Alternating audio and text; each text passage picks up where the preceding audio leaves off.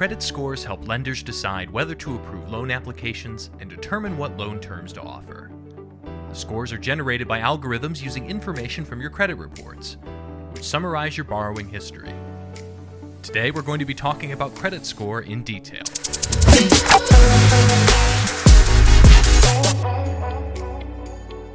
Please take a moment and click on the like button and click subscribe to stay connected. I have over 20 credit cards, and that's maybe the fewest cards I've had in a long time. I used to have over 30 credit cards.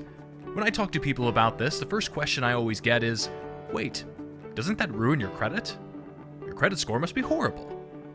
And the reality is precisely the opposite. My credit score is nearly perfect. It's in the top percentile.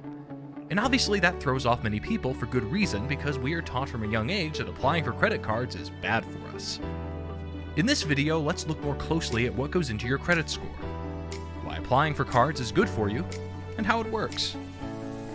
Before I get too deep into this, I'd like to say that if you don't think you can use credit responsibly by paying off your balance each month, then this isn't for you. While travel rewards are great, it will not be worth it if you're paying substantial interest charges. 5 main factors go into your credit score. The first 35% of your credit score is your payment history. The second 30% of your credit score is your credit utilization. The third is 15% of your credit score being your credit age. Fourth is 10% of your credit score being the types of credit you use. Fifth is 10% of your credit score being your requests for new credit. Let's talk about how having different cards and how applying for additional cards impacts your score. Let's start with the bad news. Roughly 10% of your credit score comprises your credit inquiries, which are your requests for new credit. This means that you can expect your score to go down temporarily when you apply for a credit card by about 2 points or more. The good news is that the more cards you have, as counterintuitive as that may sound, the rest of your credit score will go up. Therefore, the single biggest thing that goes into your credit score is your payment history. Your payment history is 35% of your score. That means that if you make your payments on time, that's over a third of your credit. If anything, having more cards helps you demonstrate that you use credit responsibly. When you're making your payments on time by having more cards, you're showing a better payment history. Friends, I hope you are enjoying the video so far. Don't forget to subscribe to the channel, and if you want to add more, comment below. Your thoughts mean a lot to us. Let's keep watching. The second biggest factor to your credit score is your credit utilization, making up about 30% of your credit. This is the area that is most positively impacted by having a lot of credit cards. The concept of credit utilization is that card issuers want you not to utilize too much of your credit. Typically, I recommend you don't use more than 30 to 40% of your credit. For example, say you have a credit card and it has a $10,000 credit line. If you spend $9,000 on that card every month, you're using 90% of your credit. To banks, this seems high risk because they're worried. Okay, is this person using almost all of their credit? If we extend them more credit, will they be able to pay it back? That shows that you are high risk. That's why you want to use no more than 30 to 40% of your credit.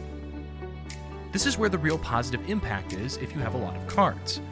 Okay, so I have more than 20 credit cards and over $15,000 in available credit across all of those cards. Of course, I don't spend nearly that much every month. I'm utilizing a tiny percentage of my available credit.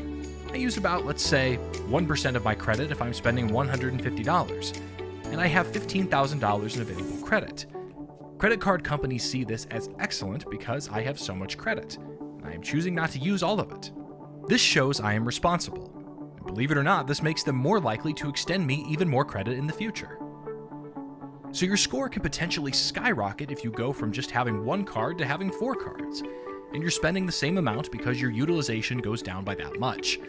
The single biggest tip to having a great credit score is not using too much of your credit.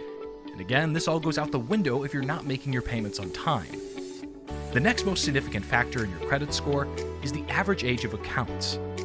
What credit card issuers want to see is that you're using cards long term. This is where it makes sense to have a balanced strategy.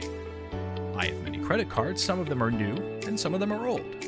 What I do is I get no annual fee cards that I hold onto for a long time, that I've had for over a decade. And the reason I have them for that long is that it makes my average age of accounts older. The longer you show you're responsibly using your credit, the better position you're in, the higher your score will be. And the last 10% of your credit score is the types of credit you're using. I have a question for you. Do you have loans? Like a car loan or a home loan? Do you have credit cards you're using responsibly? It's good to have loans because it shows lenders that you can use them responsibly. It comes down to that 90% of your credit score is potentially improved by having more credit cards and using them responsibly. With these tips and the other 10% of your score, which is a small fraction, it goes down a little bit. So this is why so many of us who have dozens of cards have excellent credit scores. Because if we're using it responsibly, it shouldn't matter what else we're doing. As you can see, just having many cards and using them responsibly can be great for your credit score. This is proven to work. And it's the best way to earn miles because you can get a lot of cards that make you lots of points, and you can improve your credit score. Thank you so much for watching. If you've enjoyed this video and found it helpful, don't forget to leave a like and subscribe to the channel. And if you want to ask any questions, let me know in the comments below. See you in the next video.